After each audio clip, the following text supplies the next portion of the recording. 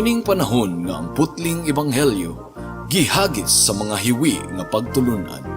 Kinahanglan mo barug ang mga tinun-an ni Kristo sa pagpakigbisog sa paglaban sa pagtuo, nga magkausa ug alang sa tanang panahong gihatag sa Dios ngadto sa iyang katawan. Maoy hinungdan nga namugna kining tulumanon ang putling ebanghelyo. 30 minutos nga pagsabwag sa tinuod nga ebanghelyo. Kauban ni Pastor Jeremias Hangad, ang putling ebanghelyo. Tulumanon nga gihatod kaninyo sa Herald of Grace Radio Ministries Philippines. Ang putling ebanghelyo.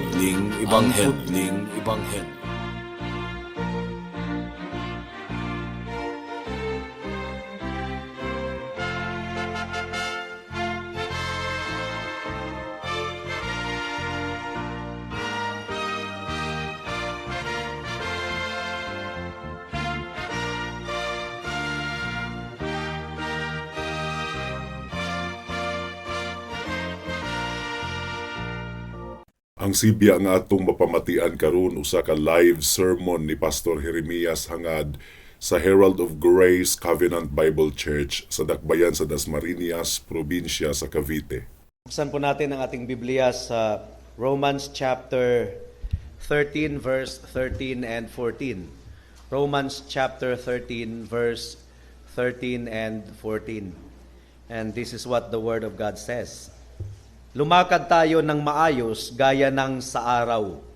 Huwag sa kalayawan at paglalasing.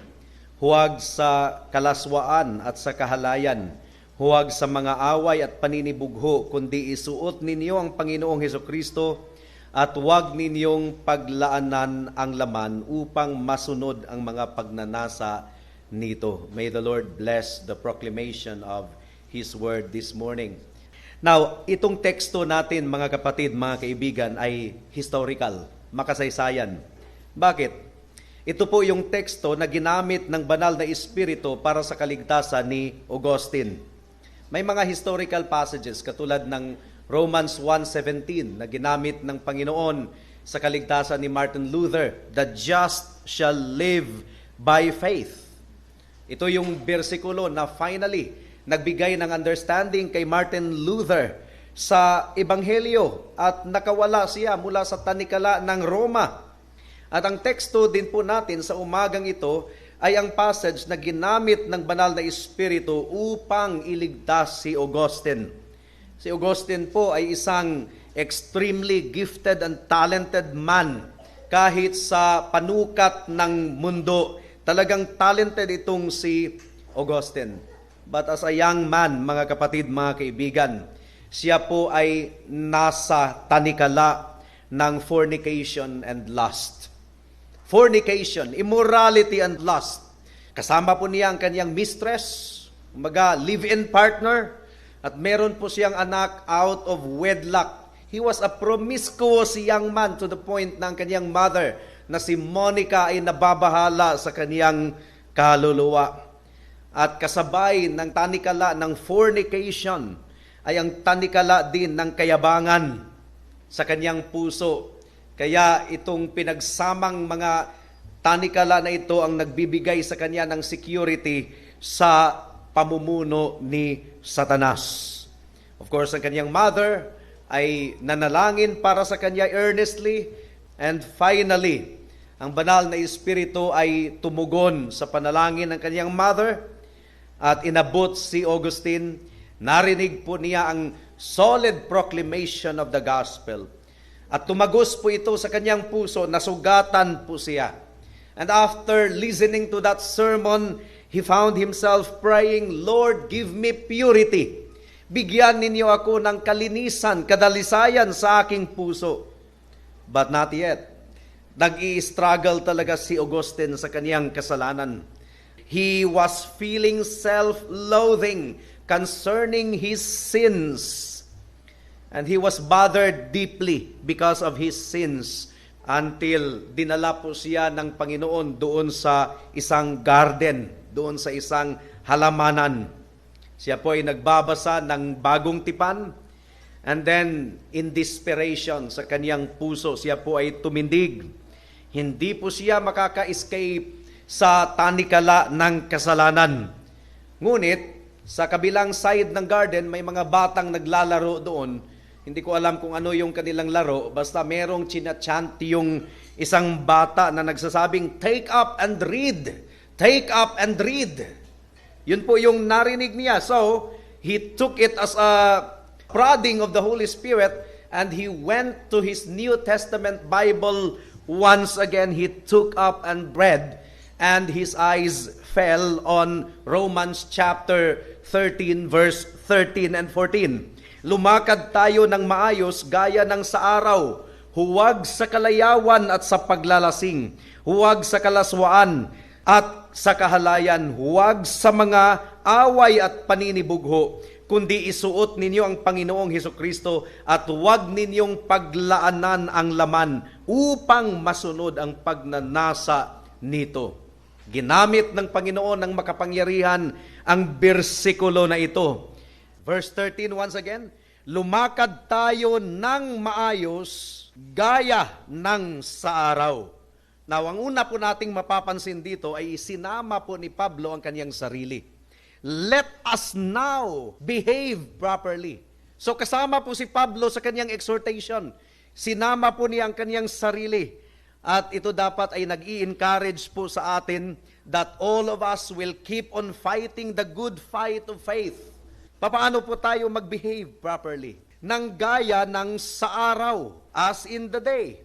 There is this exhortation to behave properly because by implication, dahil sa nananatiling kasalanan pa sa atin, meron pong tendency na tayo ay mag-behave not according to the calling na tinawag ng Panginoon sa atin sa Ebanghelyo. Ano ang picture na makikita natin sa isang tao or sa isang mananampalataya na hindi magbe-behave properly? Ano po ang sabi dito? Huwag sa kalayawan at paglalasing. Now, meron bang Christian na nalasing? Sadly, meron. Huwag sa kalayawan at paglalasing. Huwag sa kalaswaan at kahalayan. May Christian ba nahulog sa kalaswaan? Sadly, meron. In fact, I believe majority of the struggles of our young people ay nasa area na ito. Huwag sa mga away at paninibugho. These are the pictures. This is what it looks like not to behave properly.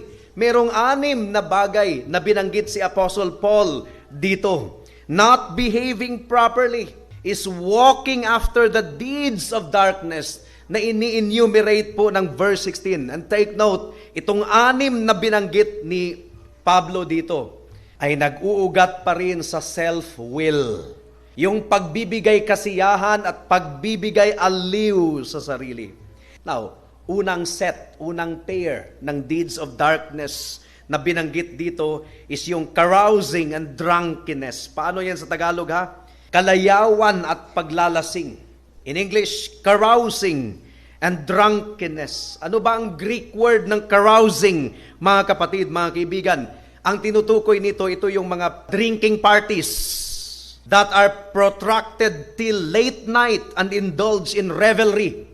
Ang revelry, ito po yung excess alcohol. Revelry refers to lively and noisy festivities, especially when these involve drinking a large amount of alcohol. Yun ang ibig sabihin ng revelry. Yun yung carousing sa original Greek language. Feasts and drinking parties that are protracted till late night. Late night, lagpas ng alas 12 ng hating gabi and indulge in revelry, lively and noisy festivities, especially when these involve drinking a large amount of alcohol. Now, marami po sa mga first century believers, galing po sila sa ganitong background. Carousing, pursued a course of sensuality, lusts, drunkenness, carousing, drinking parties, and abominable idolatries. And in fact, ito po yung tinalakay ni Pedro sa 1 Peter chapter 4 verse 3. Ang sabi po dito, mga kapatid, mga kaibigan, sapat na ang nakaraang panahon sa paggawa ninyo ng mga gustong gawin ng mga hintil. Come on, sapat na. Hindi pa ba tayo nagsasawa? Yun ang sinasabi ni Pedro. Sapat na. Kung 15 years sa buhay mo, hindi mo lang napapansin, lulong ka pala sa pornography, yun ang struggle mo. Come on, sapat na. Enough is enough. Sapat na ang nakaraang panahon sa paggawa ninyo ng gustong gawin ng mga hintil na namumuhay sa kahalayan, masasamang pita, paglalasing, kalayawan, pag-iinuman, at sa kasuklam-suklam na pagsamba sa mga Diyos-Diyosan. Now, totoo po na ang alak ay napabilang po sa Christian liberty. Hindi po ipinagbabawal ang wine, ang pinagbabawal ay ang drunkenness. Totoo po yun. But there is a thin line between drinking wine and drunkenness. There is a thin line. Very thin line. As far as I know, marami akong lasinggo na kilala na kahit lasing na sila, sasabihin nilang, hindi pa naman ako lasing. So, hindi pa ako nagkakasala laban sa Panginoon. Hindi pa ako lasing. So, you have to be very careful. Drink a little wine, sabi po ni Apostle Paul. Pero, what quantity? Huwag po nating dayain ang ating sarili. Drunkenness, methias. It is the Greek word most often used for intentional and habitual intoxication. Intentional and habitual intoxication. And it is being intoxicated. And when you are intoxicated, nagkakaroon po ng reason disorder. Wala na sa matinong pag-iisip. Tingnan natin yung mga lasenggo. Humihiga sa sarili nilang suka sa lupa, sa kalsada. Nakakapagsalita ay biglang naging matapang. Naghahamon na ng away. So, there is already what we call reason disorder. Kinabukasan, nako, parang tupang maamong-maamo. Inaaway ng misis sa kanyang pinaggagawa kagabi. Pero, wala, parang maamong-maamong tupa. Hindi sumasagot dahil alam niya ang kasalanan niya. Pero, pagdating sa kanyang intoxication state, nawala po ang kanyang matinong pag-iisip. There is a thin line between drinking and drunkenness. If that is your weakness, do not look at the wine when it is red. Look that up in the book of Proverbs. Nandyan po yan. This is what it looks like not to behave properly. As Christian people, we ought to behave properly before the world. We are carrying the banner of the Lord Jesus Christ, and we have to represent the Lord Jesus Christ so well. Pangalawang deeds of darkness, pangalawang pair na binanggit po dito, itong chambering and wantonness. Now, papaano sinabi po sa Tagalog? Huwag sa kalaswaan at sa kahalayan. Medyo vague sa Tagalog, no? Pero sa Greek language ay talagang napaka-specific. Chambering and wantonness.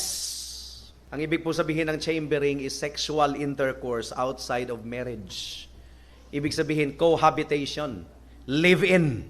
Ang second word, yung wantonness, ang ibig sabihin, licentiousness, unrestrained lust. Pagdadamit ng mga malalaswa, partying, flirting, unrestrained lust. Yun ang ibig sabihin ng wantonness. Ang chambering, yun yung sexual intercourse outside of marriage. Now, there is an attitude na dapat nating iwasan at dapat nating i-take note sa ating kapanahunan ngayon. May mga attitude ang mga tao, lalong-lalo na sa sexual LGBTQ revolution sa ating kapanahunan ngayon. They say, if a preacher mentions sexual sin, they say that he is judging and that's wrong. Pero mga kapatid, mga kaibigan, it is not wrong. It is wrong for you to say that it is wrong for a preacher to preach against sin.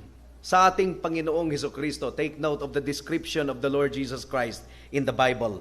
Ano po ang description sa ating Panginoong Hesukristo? In Him, mercy and truth are met together. Mercy and truth are met together. Hindi lang mercy, kundi ang katotohanan ay andun. Kinakailangang ituro po natin at ipangaral po natin ang katotohanan. And then kung tatanggapin ng mga tao ang katotohanan, God will extend to them His mercy. But we have to preach the truth first. At maraming mga tao na gumagawa nito ay nakasumpong na ng awa mula sa Diyos. Natanggap nila ang awa mula sa Diyos because they came to God through Jesus Christ and they found mercy. They heard the truth about their sin. They repented of their sin. And so God granted them mercy. Meron pong awa available sa mga makasalanan na nagpapakumbaba. Mercy is always available if you will avail of it. Now, how will you avail of God's mercy? You do not avail of God's mercy by defending your sin. No, that's not repentance. You cannot avail of God's mercy if you defend your sin. You cannot avail of God's mercy if you hang on to your sin. If you will cling to your sin, you have to forsake your sin and go to God through Jesus Christ our Lord. And then you can avail of the mercy of God. Kaya itong second pair ng not behaving properly na binanggit sa verse 13 ay meron pong kinalaman sa sexual sin. So, pansinin po natin itong chambering. Sinabi ko na po kanina, nang ibig pong sabihin ng chambering is living with somebody kahit hindi married. Cohabitation. So, chambering, obviously, ang ibig pong sabihin is to sleep together. It is obviously speaking of two people sleeping together and having sexual relations outside the bonds of marriage. Yun po ang chambering. Walang karapatan, pero ginawa kahit hindi nararapat. Ang chambering po is you claim all the rights and privileges of marriage without commitment and responsibility. Hindi ka sumumpa sa harapan ng Panginoon, hindi ka sumumpa sa lahat ng mga tao, but you claim the privileges and benefits of marriage. Sexual benefit, chambering. You take privileges. It's wrong. Dahil kinukuha mo ang isang bagay na hindi sa'yo. You are taking something that you have not committed to. You don't bear responsibility for it. That's chambering. Ang marriage po is when you take responsibility. That's marriage. You take responsibility. Kinukumit mo ang sarili mo at ikaw ay sumumpa sa harapan ng Diyos. You make a covenant. And then, pagkatapos mong gawin iyon, meron ka ng karapatan na kunin, i-consummate ang privileges, ang sexual privileges ng pag-aasawa. Magkakaroon po ng mga anak. Somebody has to be a father to them. Dapat merong tatay. Somebody has to provide. Now, can you imagine kung anong nararamdaman ng isang tao na bagamat ang nag-adapt sa kanya ay maayos naman, mahal naman siya, tinuring siya bilang kanilang anak, pero sinabihan na siya at an early age na hindi ka talaga namin tunay na anak. Iniwan ka lang sa pintuan ng bahay namin eh. Kaya kinuha ka namin and you are a blessing to us. We love you, pero hindi ka talaga tunay namin ng anak. Now, paglipas ng maraming taon, nag-search na siya sa posible na kanyang identity. Meron siyang nahanap sa social media. Kamukhang-kamukha niya. So, talagang nag-friend request siya. Malakas ang kutob niya na kamukha niya. And then, nag-agree sila na magkita. Talagang magkamukha sila. So, para ma-solve na ang lahat ng tanong, ay nagpa-DNA test sila. And then it was found out that they were really half-siblings of the same mother. And then later, talagang in the same town, in the same subdivision, meron pa palang pangatlo na nakilala nila. The same mother na nagpabuntis, tapos iniwan yung anak sa kung saan-saan. Hindi pinangatawanan. Now, ano po ang nagpuproduce ng tatlong mga anak na yun? Honesty or chambering?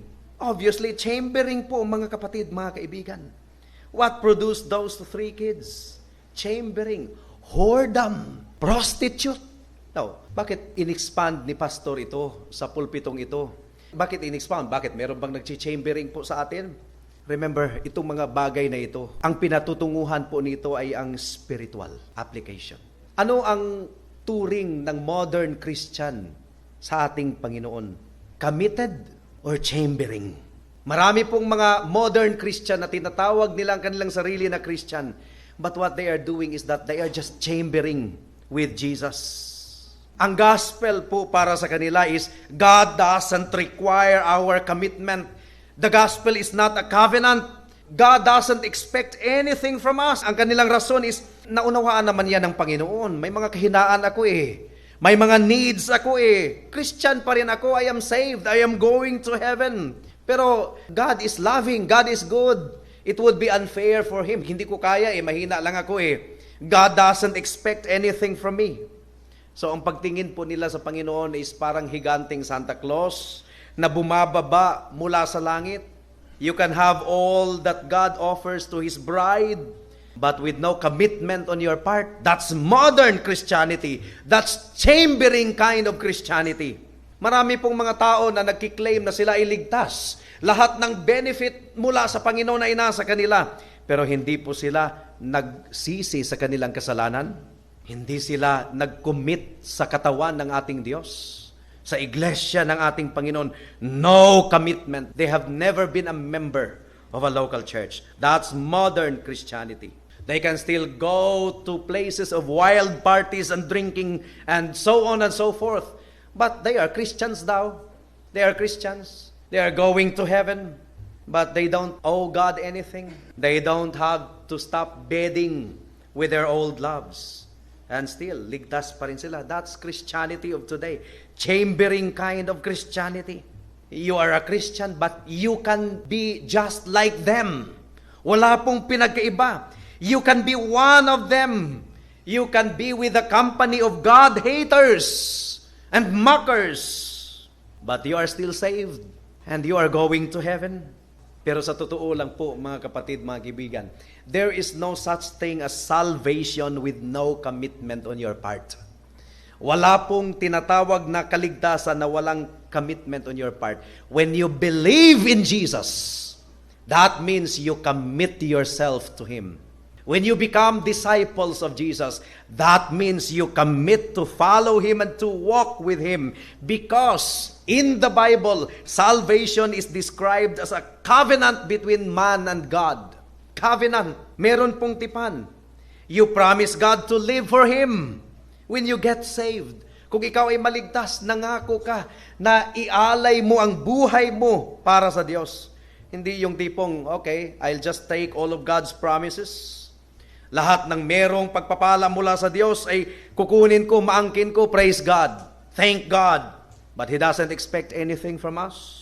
Anong uring marriage yan? Anong uring pag-aasawa yan? Marriage, covenant, picture of the relationship of Christ and His church. Nangako ang Panginoon, I will never leave you nor forsake you. You like that promise? Gusto ninyo yung promise na yan? I will never leave you nor forsake you. Wow! Thank God for that promise. Hindi ako iiwanan ng Panginoon. Now, hindi ka ba mangangako din sa Diyos na hindi ka tatalikod sa Kanya? That you will walk with Him all the days of your life? You cannot take the promise of God that He will never leave you nor forsake you. But at the back of your mind, you will abandon God. Tatalikuran natin ang Panginoon anytime and live like the world. Live like anybody else outside the fold of Christ. If we like the promise of Jesus, that He will never leave us nor forsake us, we should be committed to stay with Him, to abide with Him. That's what John chapter 15 is all about. Abiding in the Lord Jesus Christ. Living for Jesus. A life that is true. Ano po ang relationship natin sa Diyos? Open marriage. Marami pong open marriage. Yes, meron silang husband and wife, but the husband has mistress, the wife also ay merong kabit. Open marriage. Mag-asawa pa rin silang dalawa. That's open marriage. Nakikita natin yan sa mga celebrity. Ganon ang marriage natin sa ating Panginoon. Open. I love God, but I also like my worldly things. Iniibig ko ang Diyos, but I also like my pornography. I also like my liquor once in a while. Now, dapat nating malaman sa linggong ito, mga kapatid, mga kaibigan, there is no such relationship with God. Chambering relationship. Hindi pwedeng mag-expect lang tayo sa Diyos to promise us all of His care. We expect God's promise of all of His care. Lahat ng Kanyang provision sa ating pangangailangan. Bibigyan niya tayo ng tahanan doon sa langit and all of those promise, and then we promise nothing. We do not commit anything. Totoo po, kinanta natin kanina, nothing in my hands I bring, simply to thy cross I cling. Totoo.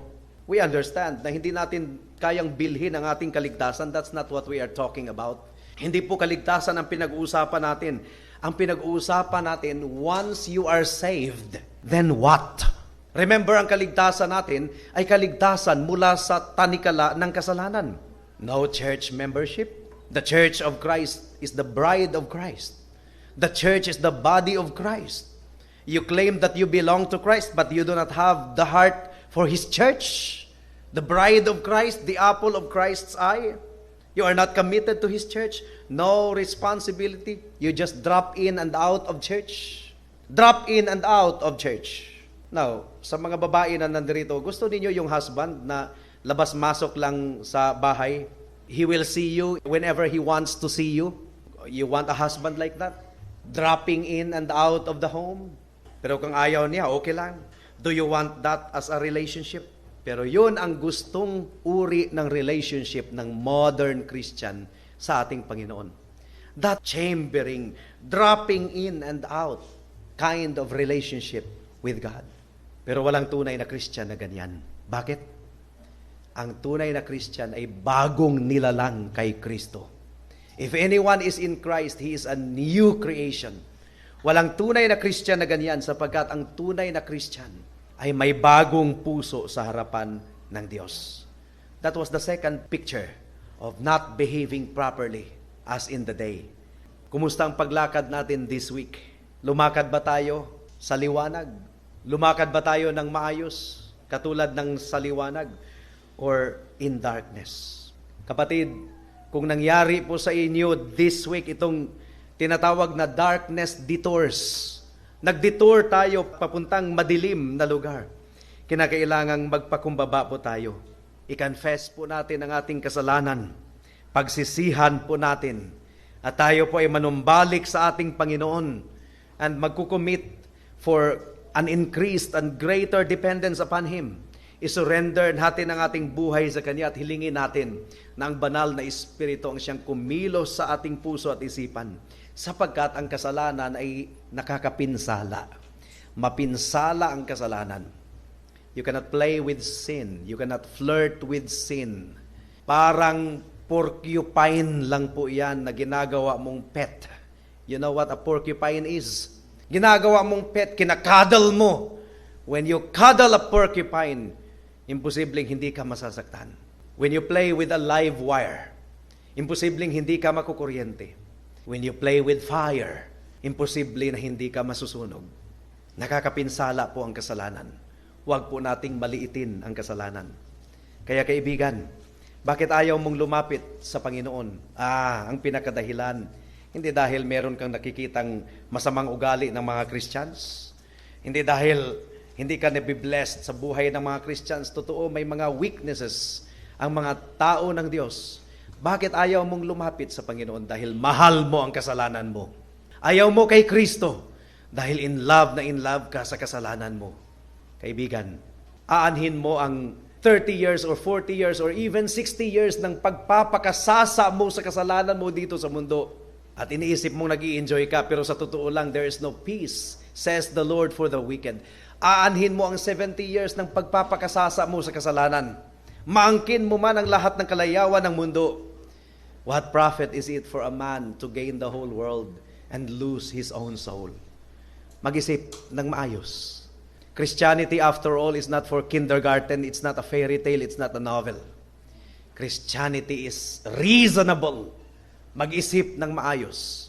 Talikuran ang kasalanan, pagsisihan ang kasalanan, at lumapit sa ating Panginoon at siya po ay nagpapatawad ng masagana.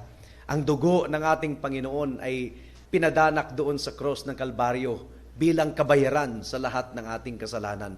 At kung ikaw ay magsisi sa kasalanan mo at manampalataya kay Kristo, ang dugo ni Kristo ay ilalapat sa iyo at ikaw ay ituturing na matuwid sa harapan ng Diyos. Tayo po ay manalangin. Salamat po o aming Panginoon sa mensahe ninyo. Practical message. Patawarin niyo po kami o Diyos kung ang aming buhay pala ay chambering. Hindi namin napansin ang aming relationship pala sa inyo o Diyos ay chambering. No commitment or less commitment or very little commitment. Oh, we are married to you honestly. We are married to you in reality. And the covenant with you is not chambering. It's commitment. You committed to not leave us nor forsake us. Help us to commit the same. To abide in you. To persevere. You've committed to preserve, O God. Help us to persevere. You've committed to work in us to will and to do. Help us to work out our own salvation with fear and trembling. Salamat, O Diyos. In Jesus' name we pray. Amen. Alang sa dugang nga mga pangutana, mahimong mo text kang Pastor Jeremias Hangad sa 0935 744 3030.